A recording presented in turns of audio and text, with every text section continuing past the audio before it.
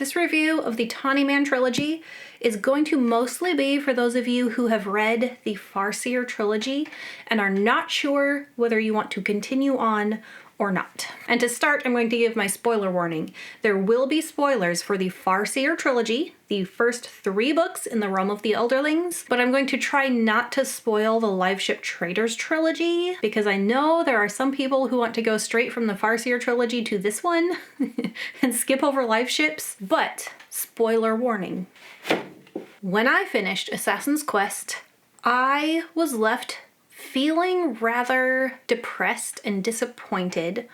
All the stuff that happened to Fitz throughout that whole series, and then the length of time that he took on his quest, parts of it feeling pointless, parts of it feeling like Robin Hobb was just kept tearing him down, and I was like, I don't know if I want to continue with this. And then you get to the very end where it's Fitz like writing his memoir, and it makes it sound like he's this old man at the end of his life and so much has happened to him, and I was just like, I don't know if I care enough to keep going. I am here to say that I fully enjoyed the Tawny Man Trilogy, and it was worth the time to keep going in the series. I felt like the writing was just as well done as the Farseer Trilogy and the Liveship Traders Trilogy, but I didn't feel like it was just a series of horrible things happening to Fitz over and over and over again, which was kind of the feeling I was left with from the first trilogy. Bad things still happen, and there's still sad parts, but those don't seem so heavy-handed in this one. I don't know why I put these back on the shelf. I do want to hold them while I talk about them. So the Farseer Trilogy takes place over a large span of time. You start with Fitz as a very young boy, go through his childhood and teenagehood up until the point he is 20 years old. This trilogy starts when Fitz is 35, and the whole trilogy only takes place over a couple of years. And I will say, when I read the end of Assassin's Quest and Fitz is writing his story and he's talking about how old he feels, I pictured him as this old gray man towards the end of his life, and he was 35.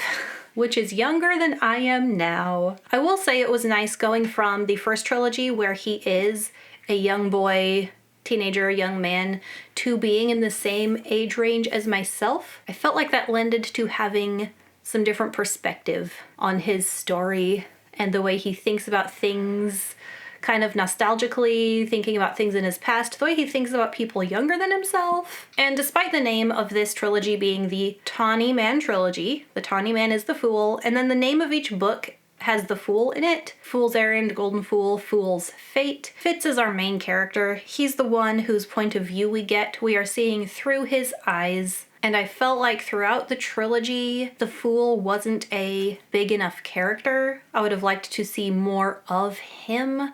It wasn't really the point, though. As far as the Fool's place in this story, it was more like how his relationship with Fitz has changed from the beginning, how it progresses throughout the trilogy until the end of the third one, where the relationship they have built up to this point is what kind of solves the final climax. I say final climax, it's part of it. It felt like there were multiple final climaxes. Anyway, back to the beginning.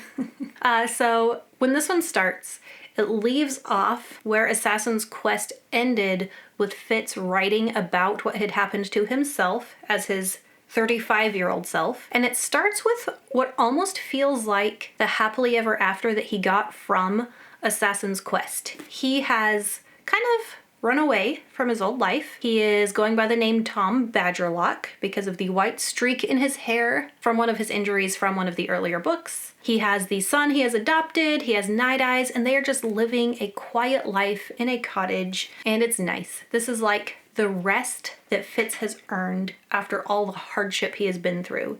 He has given so much of himself for the crown, for Buckkeep, for the Farseer line, and now he gets to just rest.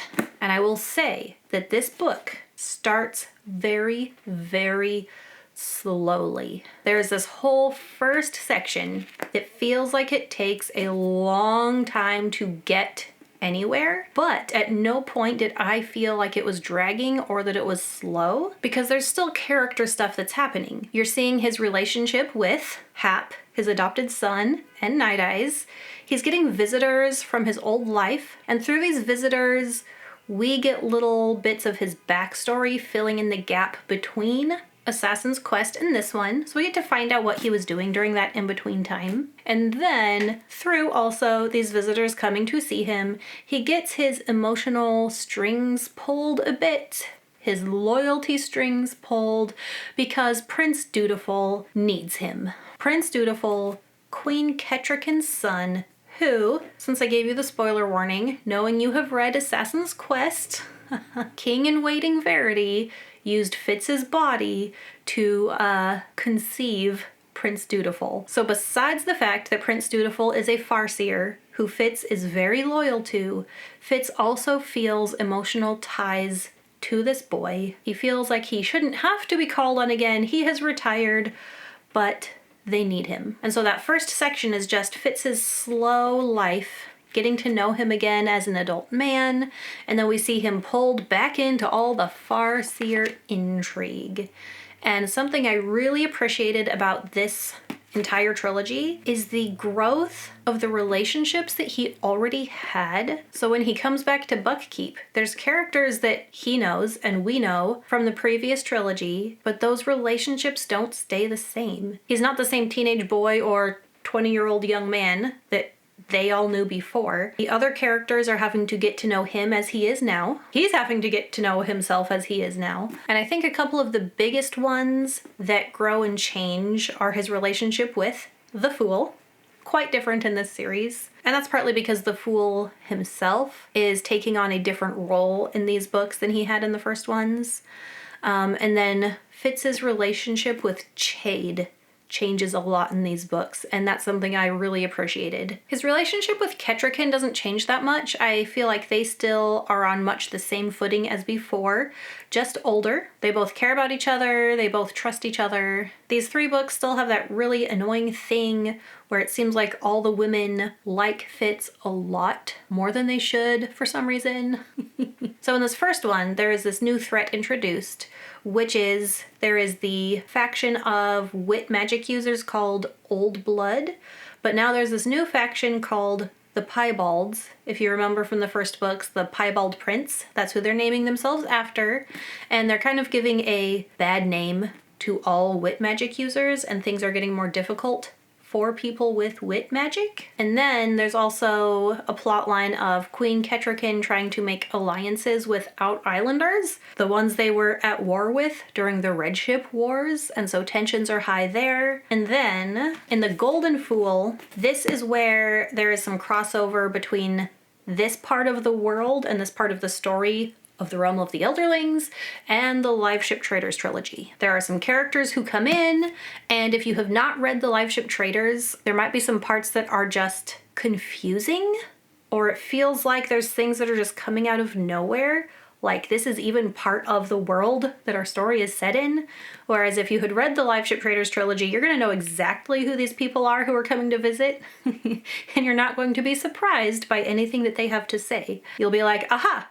I know that person, and I know exactly what's going on and why it's hard and why they want an alliance now. And then, through the third one, I thoroughly enjoyed the entire read of all three of these books. They all had Robin Hobb's signature, like, pulling at your heartstrings, making you want to cry or making you cry, tragedies. The one thing that I was not a fan of was how long it took for Fool's Fate to wrap up. You can kind of see that it's bigger than the other two. It's like a couple hundred pages longer, and it didn't need those. It felt like Hobb just wanted to make sure to wrap up every little loose end just in case.